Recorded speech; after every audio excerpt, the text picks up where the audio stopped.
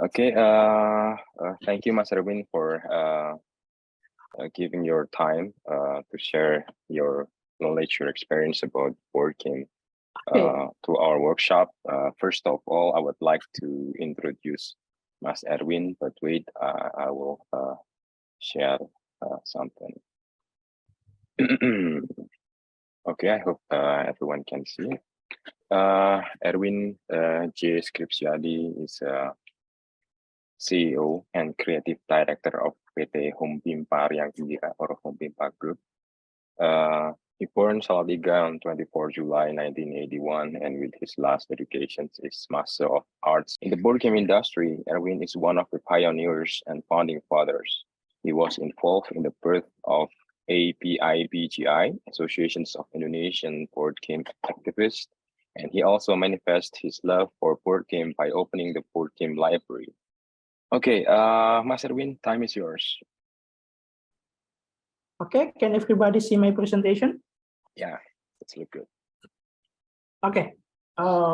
Good afternoon, Indonesia, and good afternoon, ladies and gentlemen in home. Maybe I want to apologize before, even delivering the presentation, maybe many pause for me to drinking, because yesterday I have a minor surgery for my teeth. So I must pause some presentation to me to take a drinking. Okay. In this presentation, I would like to tell and share my experience in presenting and introducing Indonesia through the board games. So I title this presentation is Presenting Indonesia Through Board Game and Card Game.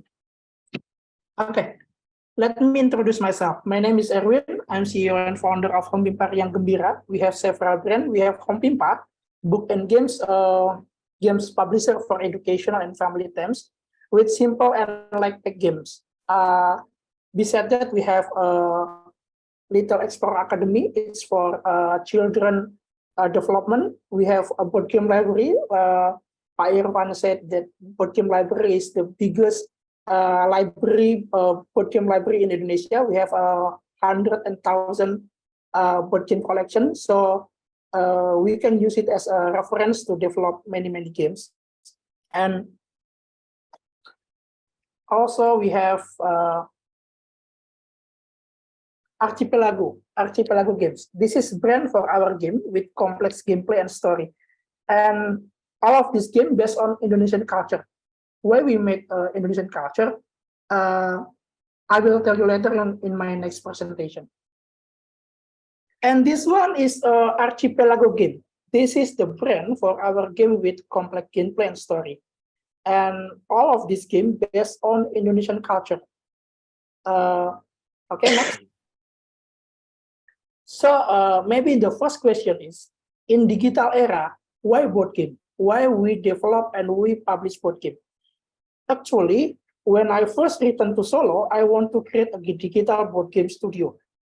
So I not just only made a board game, but also the digital games. But along the way, I felt there's a lot of things I didn't agree with the digital game, especially the side effect for children development. So since 2016, we have totally switched our studio to be a board game and card game publisher. Next, different method from making digital games. Making board game is an iterative design. We do dozens of playtests before we develop game into a beta type prototype game. Into beta prototype games. After the gameplay is perfect and no bugs anymore, then we design the UI layouts and also the illustration. In the process of design, we refer to visual results. We adapted the illustration style, logo type style, and basically to the target player. So the age, the style, the story. So we adapted to illustration style. Okay, next. For example, this is our latest game that will be released this year. There are a trilogy of Batik, Keris, and Jamu. We call it Trilogy of Archipelago. Because the setting of the game is several decades ago. For example, the game Batik set in Solo about 1940. We choose realist illustration style with a vintage color. We also did live visual research to get the right scene. For example, for this Chris game, we observed the work of the Chris master at Bodro Buwono Chris Museum. The same goes for the Jamu game. This is the result of our visual observation at Nguter Jamu village. Okay, next part. Okay. I was also asked by Pak Irfan to talk a little bit about the logotype used in our game. We usually customize the logotype of our game. We adopt the design from the story, background, and type of game. It's aimed to produce a certain image that it can relate with the game story. For example, for Celebes game, we give it a 3D effect to give the impression of adventure, because the game tells the story of the advantage of biology. For the Celebes, we give it 3D to give impression of adventure, because this game tells the story of the adventure of some biologists in the Celebes forest. And Pagelaran Yogyakarta, for example, we took Pagelaran as the main title because we hope that there will be other city series for the next edition, such as Pagelaran Surakarta or Pagelaran Jakarta. The word Pagelaran is made decorative with a little ethnic touch that's not too Japanese but universal for. Mas Erwin, could you explain a little about this? About Chris. Could you explain more? What is Chris? Probably student from Germany, they will need a little more information. Yeah. Okay. Chris is a traditional blade from Indonesia. The Chris master usually called empu. They are not only just, it's like a Japanese samurai. Yeah. So Chris is look like a Japanese samurai. There is a lot of traditional ritual to make this Chris. In the next future, we will be releasing games using traditional Indonesian alphabet. Indonesia has hundreds language. Every island in Indonesia has a lot of alphabet and language that is currently in danger. So this is the main reason for us to create this series. So we inspired by Rosetta Stone. Rosetta Stone is alphabet that was made to translate Egyptian hieroglyphs. So I think this game is inspired by Rosetta Stone. But even this is a part of National Script and Alphabet Conservation, we still pack it with the adventure feel. So it's not look like it's just game about Indonesian traditional alphabet. Okay. Next. Okay. In this year, we initiated a program called Play Indonesia, a plan to introduce Indonesia to the world by playing board game of Indonesian art and culture themes. The first country I plan to visit is Netherlands, but Germany is the capital city of board game industry. So I hope we can go to Ulm to make this event too. Thank you. Thank you. Okay, Mas Erwin, I'd like to. You said before that this is the Indonesian typography. Yes. All of this is Indonesian traditional typography. Could you explain a little where this one come from? This is Cikuderi, Pak. Cikuderi is Aksara Lota Ende. It's come from MTT. Mungkin saya bicara bahasa Indonesia nggak apa, nanti mungkin Pak Irfan bisa bantu translate ya, Pak. Okay. Jadi this one is Cikuderi. Cikuderi is Lota Ende alphabet. This is a Lota Ende alphabet. This blue one. Yes, this blue one. Kemudian yang seperti huruf Arab is look like Arabic font is Banjar. Is a Banjar alphabet. Sorry, may I ask a question? Yeah. For us Germans, it's a little bit hard to follow.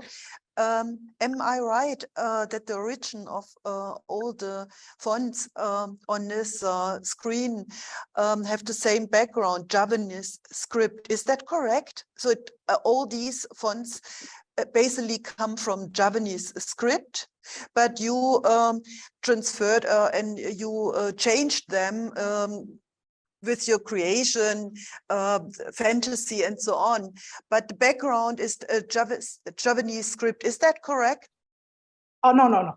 This is in Indonesia, many banyak apa namanya, banyak daerah, many mungkin There are lots many of, region yeah. have his own alphabet. So this is not Japanese alphabet, but a different alphabet. From, for example, other islands? Yes, right. Yes. From other island. But yeah, but I haven't seen on Sumatra, for example, or Borneo and so on, different scripts. I've seen a lot on Java. Yeah. But not on the other islands. Yeah. Because in other island, this alphabet is endangered. So only few people still can write this kind of alphabet. So we preserve this alphabet and then to make into a game. Oh, that is quite interesting. Yeah. So the first one at the top on the left hand, which island does it come from? This is Aksara Lota Ende. It's from Nusa Tenggara Island. Okay, Yeah. that is in the west. West of Bali. Near Bali. Yeah. West of Bali. Yeah, And the next one is Arabic, no? Or no, it's a Banjar. Banjar is a Borneo. Borneo. Yeah, Borneo. Very interesting. Yeah. Yeah. And Highly then And this one is from Java. From Bali. No, this is from Bali. Oh, this one's Bali. Yes, this is a Balinese alphabet. Wow. And then wow. Yeah. And this one is from Hut, Aksara Hut. Aksara Hut is from Sumatra. Usually used in Lampung, in Palembang, and also in Padang. Okay, and this one? Is Aksara Batak. Okay, Batak. North Sumatra. Yeah, this is from North Sumatra. And then this one is Aksara Lontara. Yeah, okay. Aksara Lontara. I didn't get the island. Aksara Lontara comes from Celebes. Celebes. Yeah, come from Celebes. Flores. Yeah. No, not Flores. Celebes. Celebes is Makassar. Makassar. Okay. Yeah, Makassar. Yeah. Okay, and this one is Javanese. Java. Yeah. Okay. And the right one, this is from Sunda. Sunda. So yeah, part of Sunda. Yeah. Part of Java, West Java. Yes. Wow, I really haven't known about that. I thought that the only script in usage is the Javanese script. Very interesting. Yeah. It's also new from me. even me in Indonesian, this is the very first time me saw all these alphabets actually. Yeah. We will use this alphabet to make a game. It's like a Rosetta Stone to translate the hieroglyph. So the game is we must translate some of part of our folk song that using this alphabet. The gameplay is like that. So this is our preservation for Indonesian alphabet because many Indonesian alphabet no endangered condition. So for example, Aksara Banjar, only 7 people can write this alphabet. Lota Ende alphabet, the top of the left, yes. only 2 people still can use this alphabet. So I think this game, I hope we can preserve this alphabet, Indonesian traditional alphabet. In Indonesia, there is 700 language, but with no alphabet anymore. Oh. So it's not just language, but also different alphabets also. Yeah. Oh, okay. Yeah, thanks a lot, Mas Erwin, for this explanation. Highly interesting. How do you do the research for the alphabet? Yeah, I come directly to this region to meet them, to learn by myself, and translating the hand-drawn letter to Unicode and make it to Unicode font, so it can use in computer. Jadi saya datang directly ke Lota ND, saya datang langsung ke Bali, saya datang langsung ke ke Makassar untuk belajar langsung bagaimana cara menulis aksara-aksara tersebut. So Erwin come directly to the locations and learn to write, to understand about the language and also the alphabet directly to the native speakers and users. We have another questions from Otit here. That following the previous questions, what kind of hurdle did you face during the research? Oke. Kesulitannya apa nih, Mas? Gimana? Kesulitannya menemukan penutur asli yang bisa. Kemudian melakukan verification, karena sulit sekali mencari penutur asli. Ada satu hal yang there is something make me so sad is aksara alifuru in Maluku I didn't find anymore. So basically the most difficult is finding the right person still know about this alphabet. Okay, so it's really hard to find the person that still understand the alphabet using it. Yeah, but my questions is how do you know about this typograph firstly? Where do you heard that?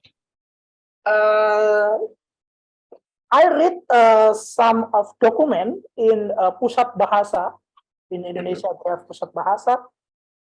They tell me that Indonesia have hundreds alphabet and 100 languages, but they didn't write which alphabet. So okay, so they just say the I number. find myself, yes, I about find 700, but there's no the list for each of the typograph. Yeah. Okay, we have another questions from Nisa Mariam. Where did you get your inspirations for your design? Okay, so because Mas Erwin is a researcher about culture, so whenever he read some informations about culture, so just some inspirations coming across his mind. This should be cool to be a game. Okay, we have questions from Sabrina. You mentioned that it is possible to download the game online, print and cut out the part needed for the games. What are your thoughts on fully digitalizing the game? Okay, so the answer from us, Erwin, for Sabrina's questions is that Mas Erwin personally would think that the key of a board game is that between a player to another is have a physical contact. They meet each other so they can see the expressions and the feeling of playing together. That's the key. So that's something that probably you cannot get from digital games. Okay. Is there any other questions? Ini Mas, still one. In which language games released? Yes, we have a rule book in 4 different language. English, and then Germany, China, and also Netherlands, because many our customers come from Netherlands, from Dutch. Okay, there's a question from Catherine. How long does it usually take time to make a game, including research, or do you guys have a timeline on making a new game? Okay. Yeah. Okay, so it's depend on the game itself. There are games that requires a deep research, so it takes time quite long, like the Aksara games that it takes about 4 years for research, and also some other games that is not that's quite simple, so it also doesn't require too much time. Do you have any tips for anyone who interested in making a board game? Yeah. For tips for who interested in making board game, the answer is could be different between Indonesian student and for Germany students, because for Germany students, board game is no longer something new for them. But Indonesia is different. That board game is raising up just a few years right now. So the key is for being a board game designer is first you really need to love playing board game itself. Another questions, Mas Erwin, from Nadia Sada here. How do you promote these games to increase public awareness? Okay, so during the pandemic, Home Pimpa games can only promote their game from social media, from the reach of internet, of course, because their biggest selling is when there is an offline event, when people are gathered together, so they can show the game, they can play together. That's the time when they have their best sales numbers. So it's from Susanna. How many persons work on a game? How many members does Home Pimpa Games? Do you work with freelancers? Yeah. We have 12 members in Home Pimpa with 3 game designer. We have only 3 game designer, and the rest of illustrator and videographer, and also market and sales. So actually in Home Pimpa, there are only 3 game designer and 2 researcher. Okay, what about freelancers? Yes, working with them too? sometimes our illustrator didn't match with the illustration style, so we must looking other illustrator to do our illustration. Okay. Okay, Mas Erwin, from Henrietta, board game as a business in Indonesia, is it fast moving or slow? Because as I can see, board game is not a culture here in Indonesia. Yeah. I said that board game business in Indonesia is middle, not slow, not fast, but I think it's middle. But our buying 70% in Netherlands, in Dutch, and 30% di Indonesia penjualan kami. Okay, 70% in Netherlands and 30% in local in Indonesia. Yeah. Even your games is based on Indonesian culture. Yeah. Yeah. We would like to give you a warm reward, applause. Thank you. And yeah, thanks a lot. Thank you.